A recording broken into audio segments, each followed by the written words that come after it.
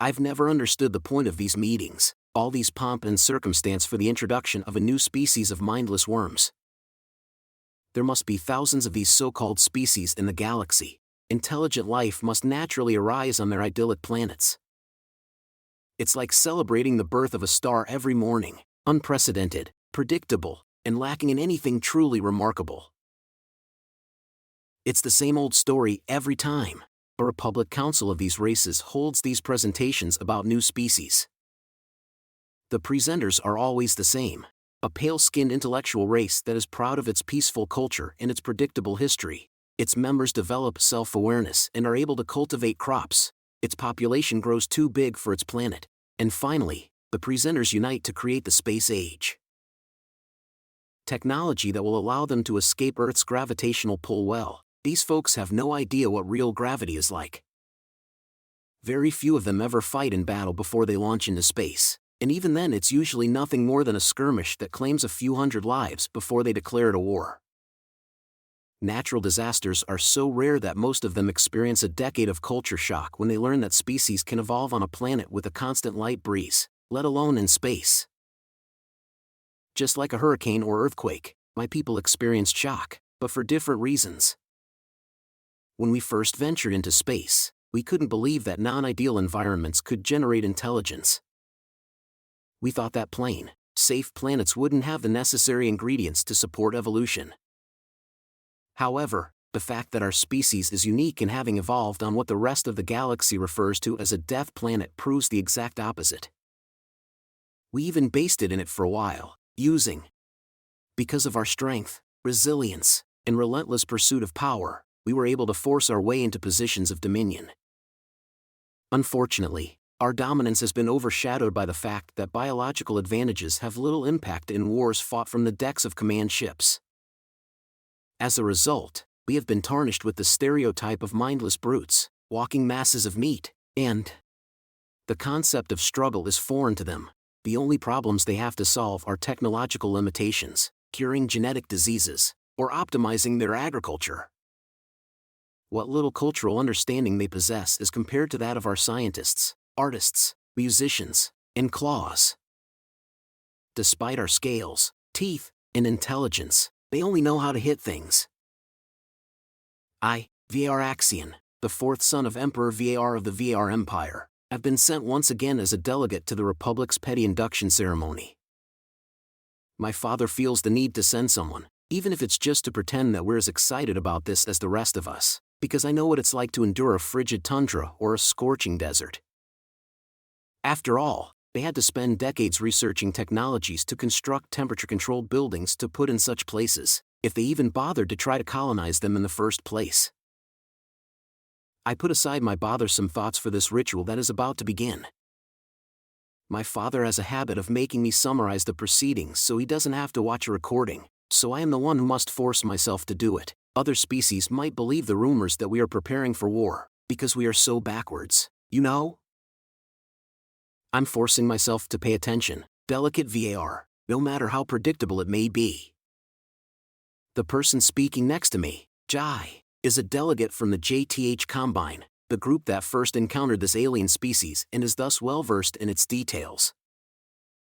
I can only stand to sit next to her because her people are one of the few that even vaguely understand my own. They evolved syncretically with another and briefly became. It's worth noting that there was only one other faction in the entire Republic that fought a real war, albeit on a smaller scale and for a shorter duration before deciding to work together.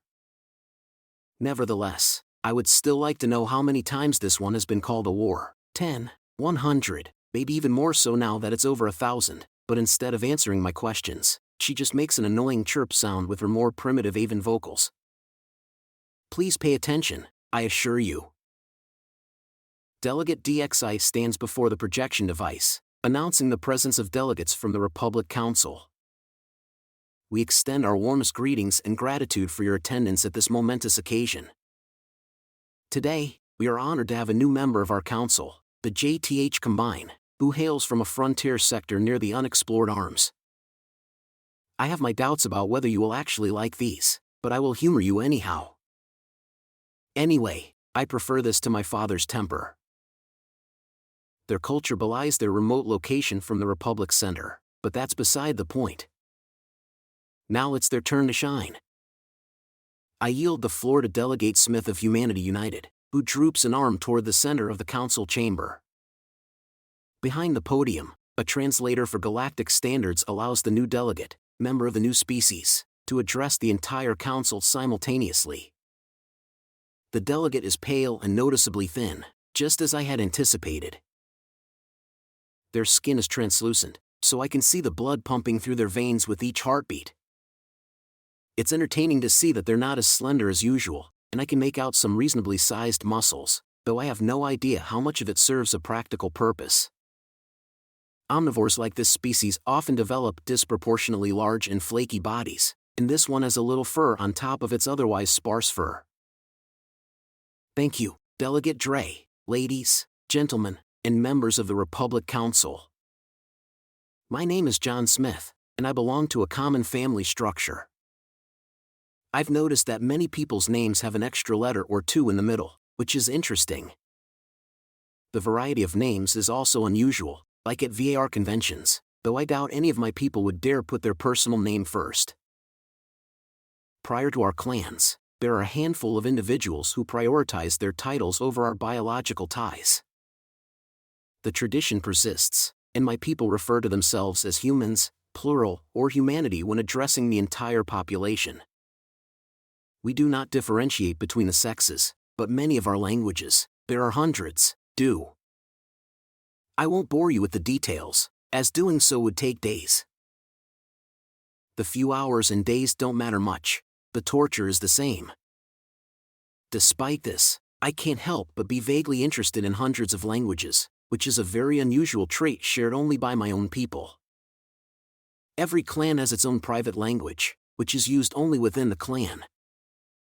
When one clan doesn't absorb another, the individuals involved either choose one or two languages, stay with the original clan, or, in extremely rare cases, form a new one.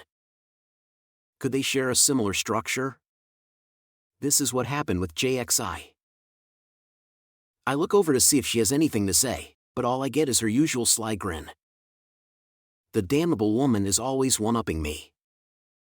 There's a brief hush as the human delegate peruses some papers, probably trying to prioritize which boring aspect of their world to discuss first. I think it would be a good idea to start by giving you a rundown of our home planet, followed by the history of the most prominent civilizations. And, as is customary, it was handed down. I am able to access the chamber's hollow projector, which now shows my home system's main sequence star. It doesn't have any unusual characteristics, and it has 8 planets, dozens of planetoids, millions of smaller bodies, and a lot of big planets. The parent star must have been pretty massive to produce 4 giant planets and 4 large rocky bodies. As I zoom in on their home world, the third body from the star next to it, I can see its features, general composition, and gravity. Oh, now that is. Their world has a remarkable similarity to VAR in terms of gravity, composition, and radius. They both have mineralized water and heavy metals as their primary components. However, while VAR has argon in their atmosphere, their Earth has nitrogen, oxygen, and carbon. Is their planet's name strange? Maybe it's just the name of their powerful clan, and an ancient member of that clan decided not to refer to the species by its proper name. The gravity is an intriguing detail. However, this also means that the delegate's muscles aren't just bloat, they're actually strong and need to be in order to stand. Unless they're incredibly mutable, I don't see any signs of aquatic or avian characteristics. Upon further inspection, I notice that they adopt the same awkward stance as every VAR on a foreign station, desperately trying to maintain their balance in low gravity. The neural evolution that permits anatomic self-balancing is fooled by the lower gravity and is constantly overcompensating. It requires training to walk without levitating every step. Jai is correct. I like these ones already, though I should restrain myself from making such claims just yet. A big planet doesn't make them a harsh race, and their complete lack of obvious combat adaptations suggests they are probably peaceful, like all the others. Nonetheless, a tiny part of me is hopeful, desperate for a reason to care. I'm embarrassed to admit that our ancestors came up with the name Earth, which translates to dirt, but it's what we use now. The most prominent feature of our planet is water, which covers nearly 70% of its surface and 97% of that is saltwater. The delegate speaks again after a moment as murmurs among the council die down. It seems like I'm not the only one who has noticed the similarities between our world and Terra Mother Earth. Heavy mineralization makes it toxic to humans, and industrial waste from the Industrial Revolution added to the problem. Thankfully, we've been making steady progress in cleaning up this water, which is responsible for covering most of their planet. On the other hand, VAR's surface is mostly water, which is not toxic. In fact, we relied on it in our most primitive days. On the other hand, VAR's oceans are mineralized, so maybe it's just that. They aren't strong enough to handle heavily acidic metals, but the fact that we're still here after all these years in a planet where barely 3% of the water is potable is something to be proud of. We evolved mostly in the inland regions of the biggest continent, but we quickly spread out across the globe once we mastered the art of surviving in the planet's hottest and most hostile environments. It went on to describe the planet's ecosystems in detail before turning the hollow projector to bird's-eye views of varied landscapes, many of which looked a lot like VAR, but with a lot more green, brown, and blue instead of red, purple, and black, sweltering deserts that boil during the day and freeze at night, verdant jungles teeming with thousands of species of poisonous and venomous plants, insects, and animals, huge predators, vast tundras covered in snow, and ice shelves with nearly. There were gasps, a lot of heads turned to look at me, and few who didn't immediately make the connection. This presentation was nearly identical to the one my 5-times great-grandfather, Emperor VAR known the diplomat, gave when he introduced our species to the council. Earth has it all: wide open grasslands, dense forests, isolated islands, you name it. And humanity has survived it all before, all thanks to agriculture. I am no longer slouching in my seat. In fact, I am standing in respect. The human did his homework, and I am not so UNC as to let that go unappreciated. Each member of the council is aware of this specific practice of my people, and I have decided to emphasize it in order to earn the dread and respect of the entire galaxy. Delegate Smith continues, but now he's breaking away from the script my ancestors used, which is great because it shows they have some originality, but I can't help but chuckle to myself because I imagine few in the council could understand the subtle differences between aggressive and respectful VAR stances. I'm sure many think I'm being defensive or even threatening, though Jai has sat next to me long enough to know that I have nothing but respect. The most terrifying threat that Earth faces surpasses even the most perilous environments, each with its own unique predators. The projector shifts to what seems like a human body, but strangely it has an additional set of limbs. People die from other people, usually in car accidents, but throughout our history, from natural disasters to diseases, and even from old age. The JTH combined found that 1.5 billion people have died due to war and other forms of conflict. This number does not account for the thousands of murders that occur annually or the slightly lower number of deaths caused by accidents. Now, let me tell you about the most dangerous predator on Earth. The screen shifts to a small group of what seem like cavemen, dressed in what appears to be skin and constructing extremely basic structures.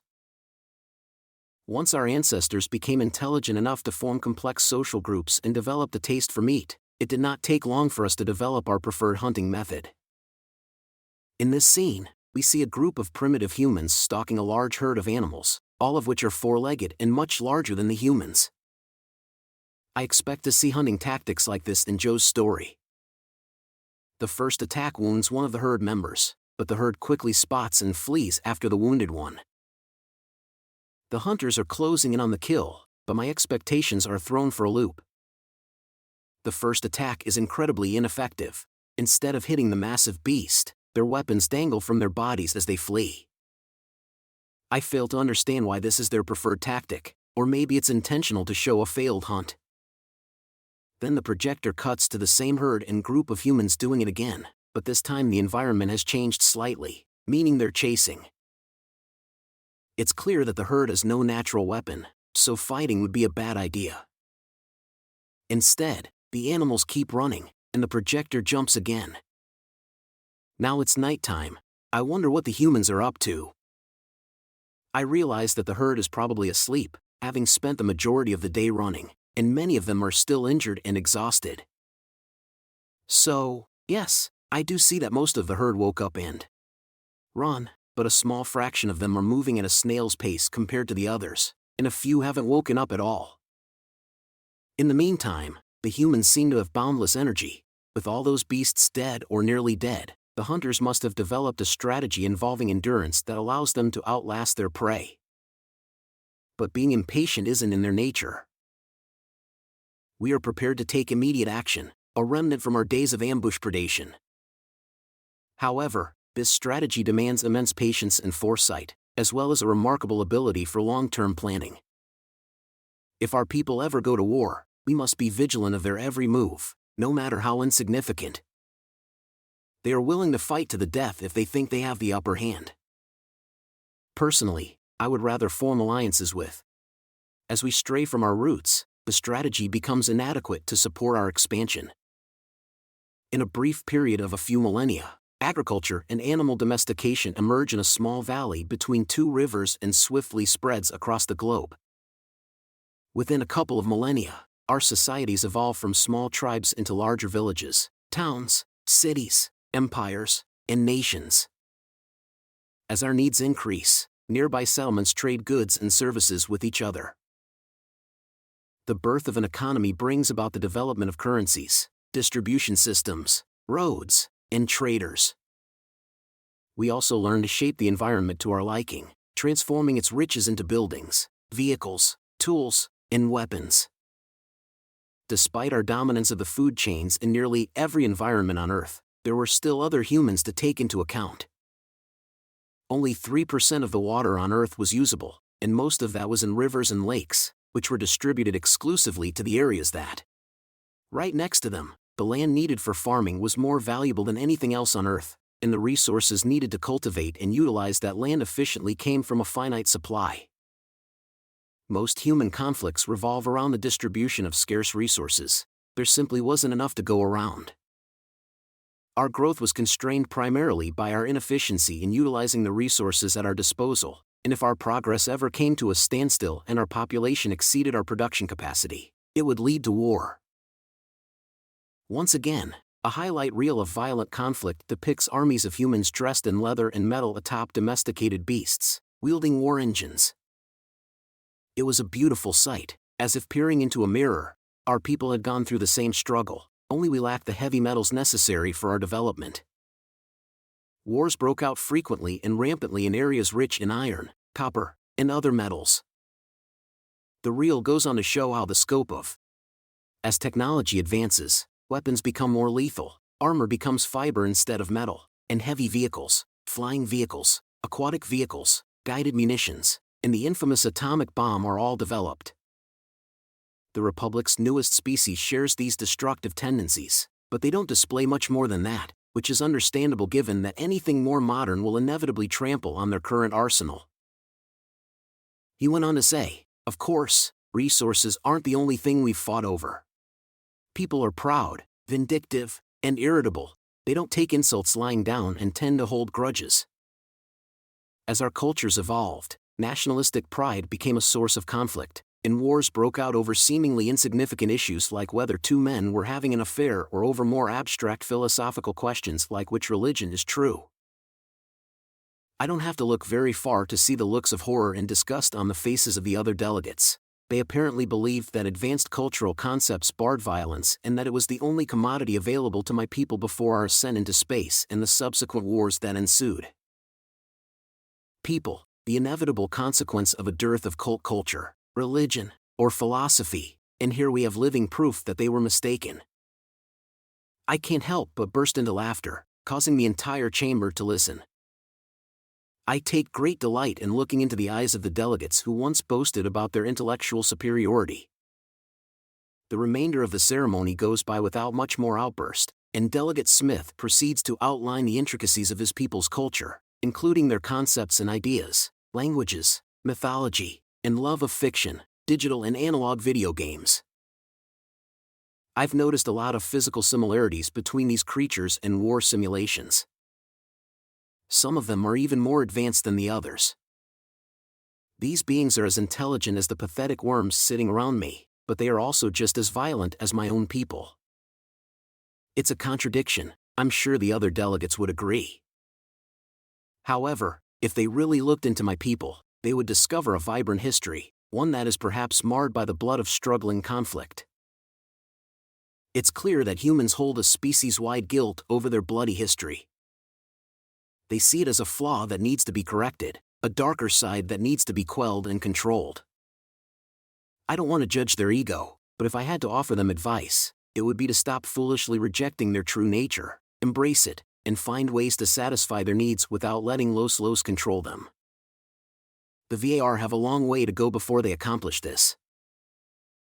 Humans have a long history of finding violent outlets, which may not always be as safe as other species' choices. However, we do not throw death around carelessly to destroy ourselves.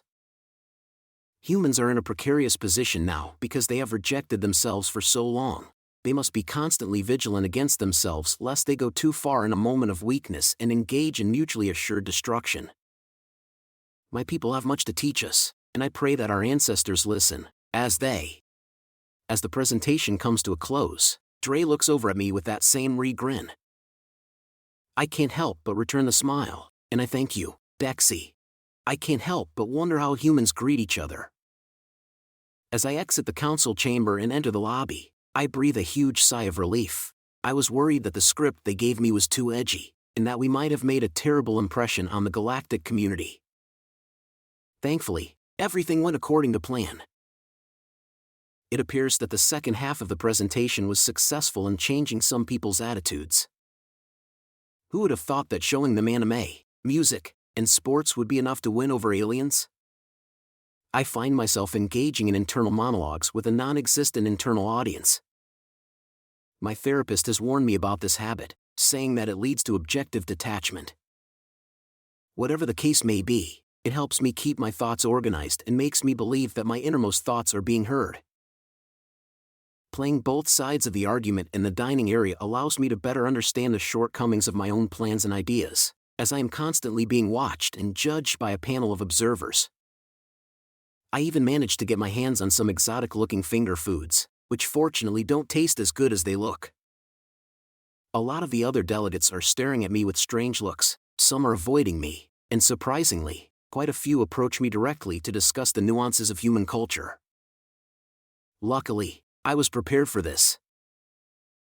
I was able to divert most of their attention to more appropriate and focused resources, rather than an ex-mil in a fancy suit. I'm not exactly cut out for this, but I guess that's the price I pay for being an overachiever in the military. The bigwigs at home were reluctant to send any valuable personnel to an alien station, so they chose me. It's quite unsettling, isn't it, how the room goes silent, with everyone staring at me or, more precisely, the enormous. It's about 3 meters tall, has a tank-like build, and resembles a hybrid of a crocodile and a dragon, but without the wings. Hopefully, it also lacks fire breath, but it certainly has a plethora of claws and teeth. Its skin is covered in thick, red scales, and I can't hide or explain its expression. It seems to be struggling with low gravity, just like me, so I suppose that's relatable. Oh, and it's staring at me.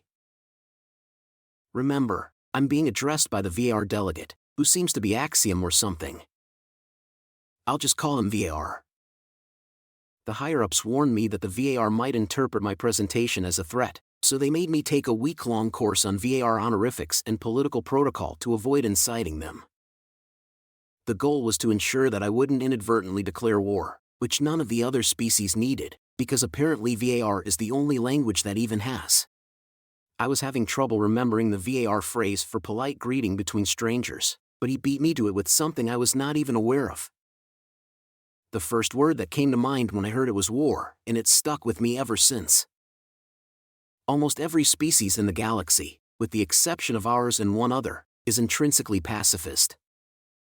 Very few of them have ever experienced anything even remotely similar to human historical conflict. Expecting to meet with you, Delegate Smith. As VAR Xian, son of Emperor VAR of the VAR Empire, I would like to discuss terms for a human-to-human cultural exchange. Are you open to this? His voice has a low, rumbling quality that sounds exactly like a crocodile's, and he holds out his hand as if to shake your hand. I recall from that class that this is typically seen as an aggressive gesture reserved for challenges, but in this case, he's discussing terms for a. Seems like there's some hidden meaning here.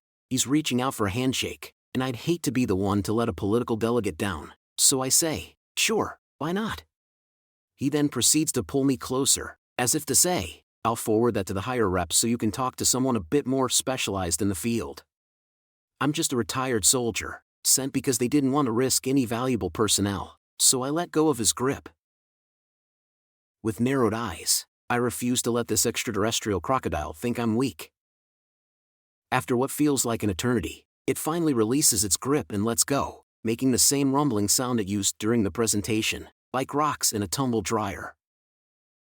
I'm not sure if that's a good or bad thing, but it rumbles at me again. I'm a retired soldier, and I like it. Serving in our clan's armed forces is mandatory, though many only stay for the minimum required. Personally, I served my time and then stepped back from the power struggle. I'd rather take on a role that benefits the Empire than engage in a power struggle with my brothers. The Iron Throne looks uncomfortably cold, and I'd rather have a nice, warm rock to sit on. I start to laugh, but I quickly stifle it. It looks at me strangely, so I save face by acting like it was a cough. The other delegates probably don't appreciate hearing about concepts that aren't grounded in reality. Let's move to a more comfortable room to talk about the exchange I got caught up in. It wasn't what I was expecting. I thought I'd have to do some intricate political juggling to prevent a global crisis, but instead I had a pleasant chat with someone who understands. It turns out that Axion here also reports to a powerful figure, although the fact that his father is involved doesn't make him any less obnoxious than the ones I deal with. Seriously, he pays the price. He pays close attention to the entire presentation so he doesn't have to. If someone leaves anything out, he punishes them. He also drinks seawater, which I imagine is very popular back home. I'll bet there's plenty of it and good whiskey too. I've discovered a new whiskey that I really like. It tastes like whiskey, but it has a kick that makes you stand up and snarl. We both got drunk and did some stupid things that I don't remember. My performance with the VAR apparently secured some sort of line on top of the cultural exchange, and the big wigs back home congratulated me. Now I'm the go-to delegate for all human VAR diplomatic talks. It's great, but sometimes I wish I could be an underachiever. Humans can be, don't you?